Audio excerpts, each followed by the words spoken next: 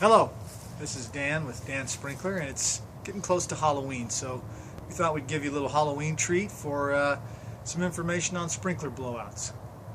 So when you're getting your sprinkler blowout done, it can be kind of spooky, kind of like Halloween, and you need to know what you're doing and making sure you have somebody that's reputable to do your sprinkler blowout. So we're going to talk about that in just a minute, and I'm going to lose the light.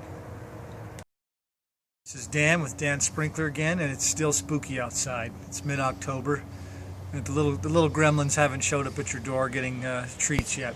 But let's look at our sprinkler box now. I'm going to move the light down here. One of the things you can do when you're getting your sprinkler blown out is open your irrigation box up. And as the zones are being blown out, have the technician or yourself be in the area of your electric valves. This is a great time to check for leaks. You hardly ever open this box up. There's a lot of spooky things in here, mostly spiders. Lots of spider webs in here. Black widows love to hang out in here. So be careful when you open your box up. Have a pair of gloves on. Have a nice long screwdriver to use that you can pry it open with. Get rid of all the cobwebs. But take a look in here as the zones are being blown out. Sometimes you'll notice a leak that's very prominent, and you'll notice the air hissing out. The air is going to basically replace water that might be gushing out. So normally there should be no air or anything coming out of your valves as they're being ran electronically from the timer. So great opportunity to catch some activity that might not be desirable in your sprinkler box. But once again, watch out. It is Halloween, so watch out for those spooky spiders in there. This is cool, actually. See, when I breathe, it makes this really scary smoke, right? Anyway, this is Dan. We're back here, and now we're going to be looking at the vacuum breaker. It's spooky October month, so we're having a little fun here. So we're going to move the light down here.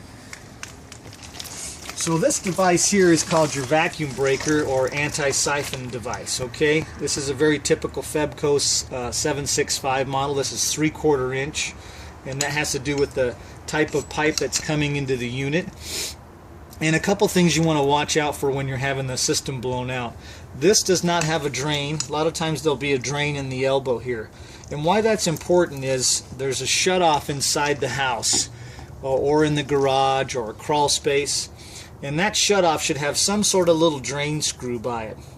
And that's important because when the system's blown out, there's two things you want to make sure that's done properly. One is that they put air into the system, it goes down into the pipe, into the ground, blows the water out. That's pretty basic. The part that gets missed is right here. If they put the air in right through this line here, this whole unit, everything below here, is still filled with water all the way back to the shutoff in the house. So if this is not drained, a lot of times you'll find some cut rate person to do a sprinkler blowout for $25 or $30, and you think you're getting a great deal, and they come out and they blow your system out, but they don't drain the rest of the device. Then the freezing temperature will come in the winter, things will crack, they'll break, and you'll say, boy, I thought I had a good deal, and it didn't turn out to be that good a deal after all. You could still have hundreds of dollars of damage if it's not done right. So one of the things I like to do, one of my signature moves, is I actually like to push a little bit of air back through this unit to the valve and use air to drain and flush that pipe out. That makes you get sure a real thorough shutdown of your system. This component is protected, not just the pipes in the ground, but also this unit right here. Hello, Dan from Dan Sprinkler, and we're down here in the basement where we're going to shut the water off. Here's the sprinkler valve. It's been clearly marked, and we moved it into the closed position. Here's the drain screw that I was talking about earlier, right here.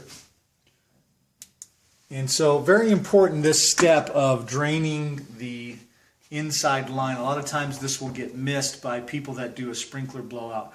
Be careful of the cut rate guys that don't want to come in your house. They're afraid about messing something up or damaging something. A person that knows what they're doing is not going to have any problem coming to this valve, shutting it off, and then also draining this inside line. One of the things I like to do is use a little bit of air. I push back through the pipe and be able to purge this whole line of all the water, get all the water out of this line all the way back to the vacuum breaker, do a real thorough shutdown and blowout and drain of the exterior components as they come into the house. This always gets missed by a lot of people, and they're surprised in the springtime when they go to turn on their vacuum breaker and their water and they've got freeze damage, and they say, well, how did I get freeze damage? I paid that guy, I thought it was a good deal. Well, sometimes you get what you pay for, as the saying goes. So make sure the two main things are done on the sprinkler blowout. That, of course, they blow out the water out of your pipes, but also they come and drain this inside pipe. And a lot of times you'll have to use air because the shut-off valve will be in an upper level. And so gravity is not your friend in that case. All right? Thanks again. Have a great day.